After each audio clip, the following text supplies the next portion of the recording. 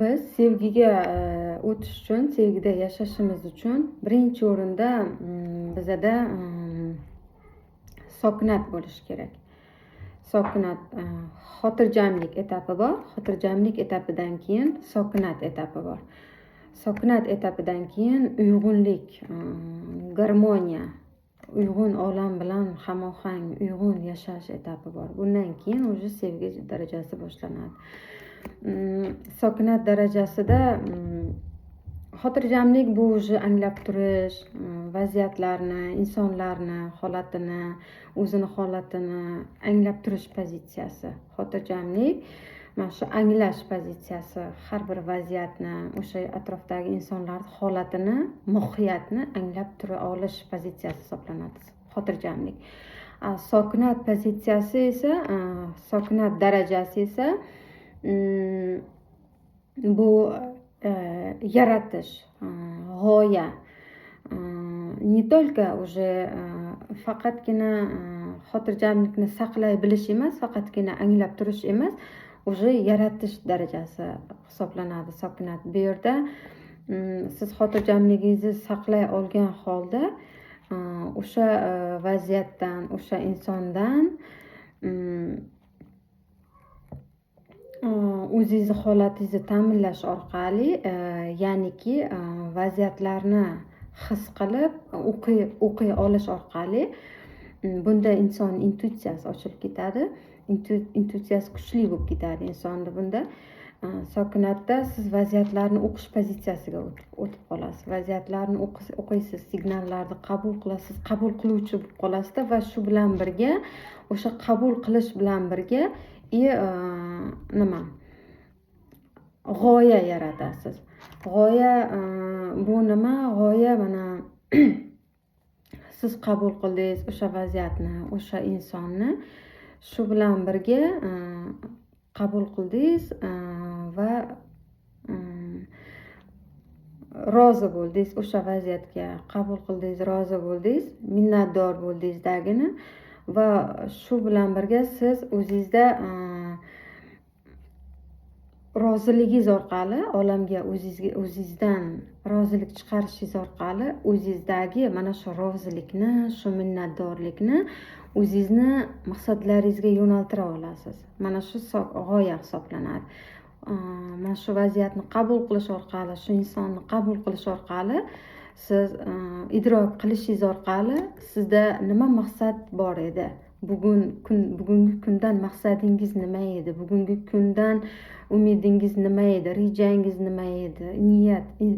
Niyat, orzungiz nima edi? Mana shu holatingizni, mana shu rozilik, minnatdorlik, mana shu sokunatingizni, mana shu pozitsiyada, mana shu darajangizni siz orzularga yo'naltirib yuborasiz. G'oya mana shunda keladi. Mana shu energiya sizga mana shu g'oya yaratishingiz orqali sizni maqsadlaringizga yo'naltirishni boshlaysiz. Mana shu kuch bu darajadan sizga berilayotgan kuch orzularingizga yo'naltirib olasiz. Mana shu g'oya hisoblanadi. Mana shu sokinat hisoblanadi. Sokinat bu faqat jimlik yoki faqat jim o'tirish emas. Sokinat bu g'oyalardan iborat. Insonni qalbida insonda qaynab chiqish boshlanadi-da. Shunaqa bir g'oyalar yaratishni boshlaysiz. Shunday xotirjamlikdan tashqari bu уже siz kelayotgan vaziyatlarni shunday qabul qilib, shunday boshqacha darajada qabul qilasiz ularni, insonlarni, vaziyatlarni. Bu sevgida qabul qilasizagina, keyin mana shu holatingizni, mana shu roziligingizni, mana shu chiroyli gumonda bo'lganingizni, mana shu xotirjamligingizni, mana shu minnatdorligingizni, mana shuni siz maqsadlaringizga yo'naltira olasiz. Mana shu sokinat hisoblanadi. Bu uyg'unlik hisoblanadi. Bu uyg'un yashash. Siz masalan, uyg'un yashash, xotirjamlikni o'ziga yarata olish deganda, masalan, sizga bir inson bir noto'g'ri sizga yoqmaydigan gap gapirib qo'ydi yoki sizda aytganingiz bo'lmay qo'ydi, to'g'rimi? Yoki bir inson sizni atrofingizdagilar sizga ma'qul kelmagan bir taklif qilishdi yokida masalan shu vaqtda sizni xotirjamligingiz buziladi, sizni jahlingiz chiqishi mumkin, asabingiz buzilishi mumkin. Shunda siz aytasiz, siz o'zingizga savol berasiz, yo'q to'xta, Shafoat, menga hozir nima kerak? Shu inson hozir menga nimani ko'rsatib beryapti? Shu menda g'azab borligini hozir ko'rsatib beryapti, menda yoki alam borligini ko'rsatib beryapti. Ular menda shu narsani ochib beryapti-da, ochib berishga xizmat qilishdi. Shu vaqtda menga hozir nima kerak?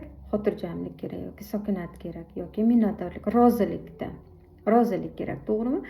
Men shu orqali o'sha rozilikni o'zim yarata olishim kerak bo'ladi.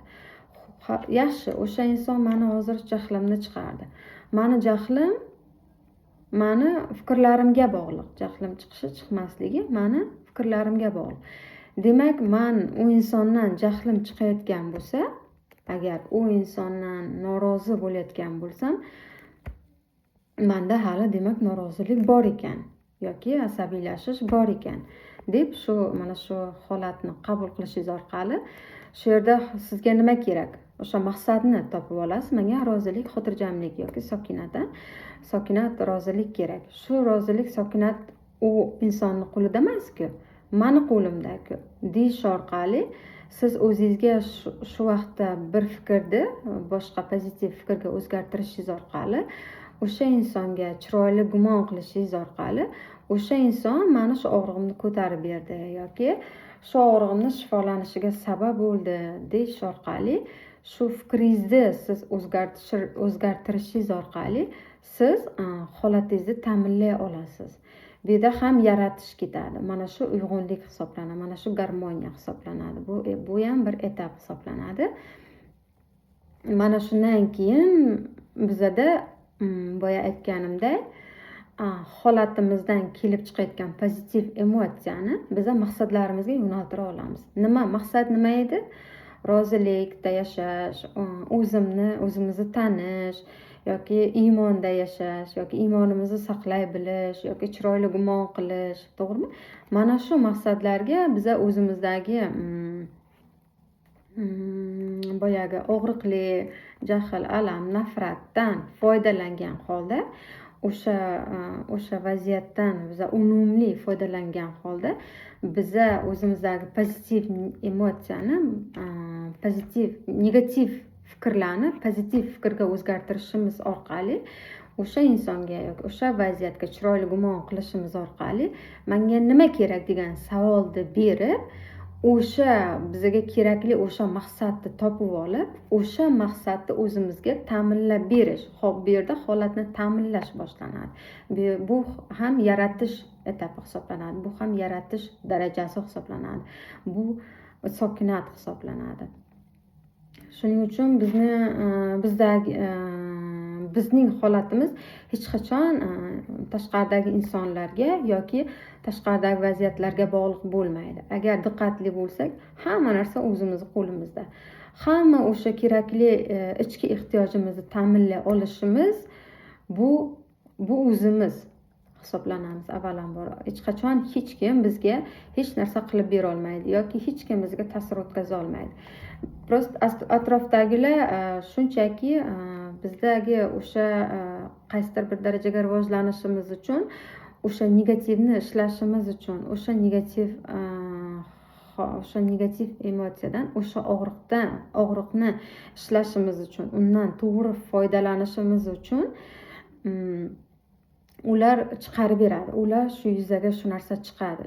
Shuning uchun umrimiz ham aslida shuning uchun kerak. O'zi aslida umr bizga shu uchun berilgan. Bizdagi o'sha negativ emotsiyalarni ishlashimiz uchun, qalbimizni tozalashimiz uchun, sevgida yashashimiz uchun mana shu umrdan unumli foydalanish mana shu hisoblanadi. O'sha bolalikdagi hamma programmalarni qayta ishlashimiz uchun berilgan umr. Umr bu bizdagi energiya, bizdagi quvvat, bizdagi kuch hisoblanadi.